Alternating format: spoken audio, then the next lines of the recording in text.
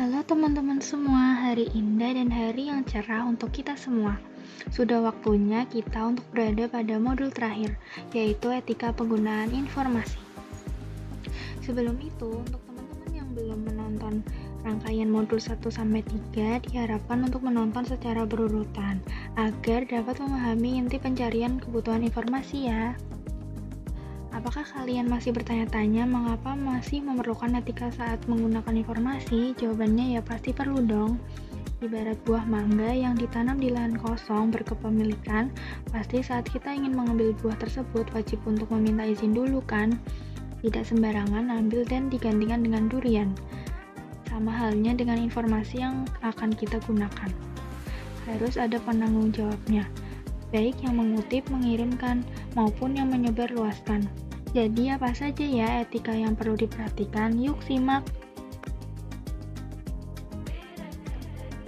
Kita harus menjaga kredibilitas suatu informasi dengan mencari dari sumber yang tepat. Pastikan selalu berita-berita tersebut berada pada suatu layanan informasi yang berkualitas ya.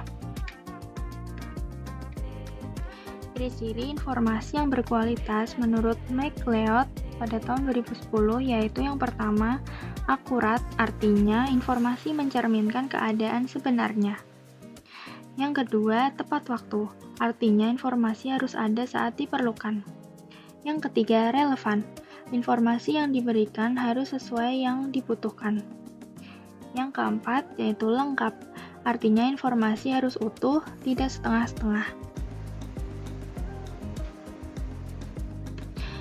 Berikutnya ada factors that affect data quality.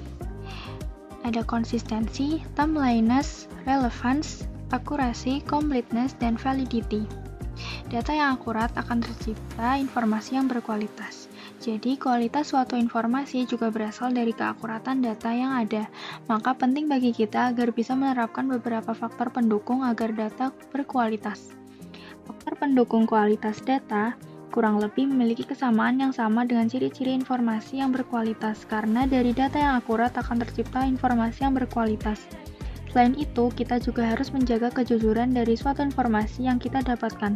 Apabila ingin menyebarkannya, kita harus tetap menjaga keaslian suatu informasi menjadi tanggung jawab bagi yang menyebarkan secara berulang. Selain membuat keakuratan suatu data dan informasi yang berkualitas, maka hal selanjutnya yang dapat kita tanamkan berupa saling menjaga keamanan data kita maupun orang lain.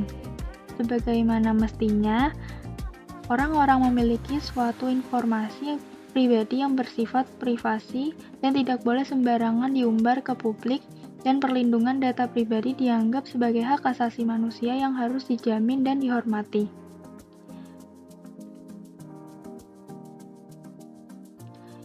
Ada berbagai tips agar kita dan orang-orang sekeliling kita terhindar dari kebocoran data ini.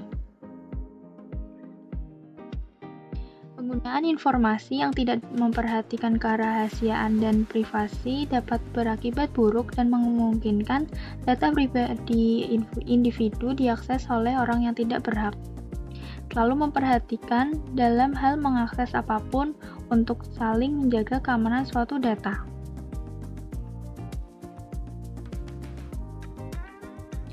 Selanjutnya, menjadi hal yang penting bagi kita untuk selalu menjaga keaslian suatu informasi yang digunakan.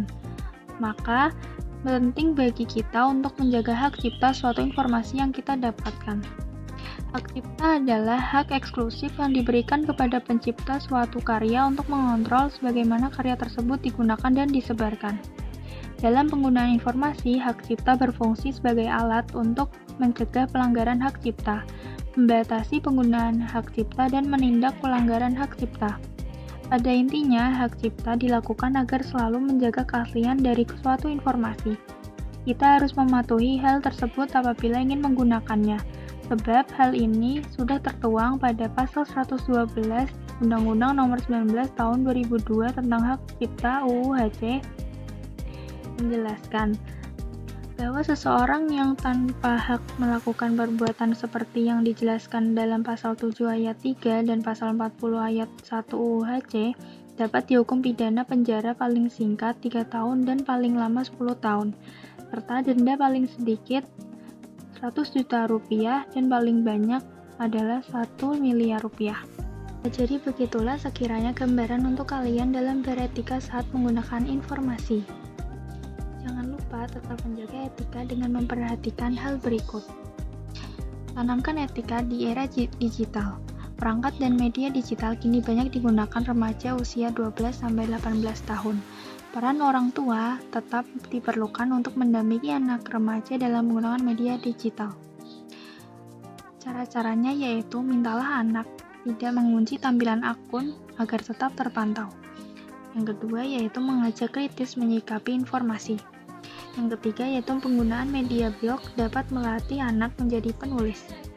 Yang keempat yaitu eksplorasi minat dan bakat dengan informasi yang ada. Yang kelima yaitu konsisten menerapkan hukuman jika melanggar dan apresiasi jika berhasil. Yang kelima yaitu ingatkan menghindari tayangan iklan rokok, miras, dan narkoba. Yang keenam yaitu menanamkan etika berkomunikasi di media sosial. Yang terakhir yaitu memperkenalkan keanekaragaman dan situasi ekonomi. Dan selesai sudah rangkaian modul dalam penelusuran kebutuhan informasi. Semoga dari modul sampai 4, teman-teman dapat memahami bagaimana proses dalam mengidentifikasi kebutuhan informasi, menentukan alokasi, dan strategi, evaluasi, dan juga etika dalam menggunakan kebutuhan informasi. Semoga apa yang telah kami sampaikan dapat berguna dan bermanfaat bagi kalian semua. Tetap bijak berinformasi. See you!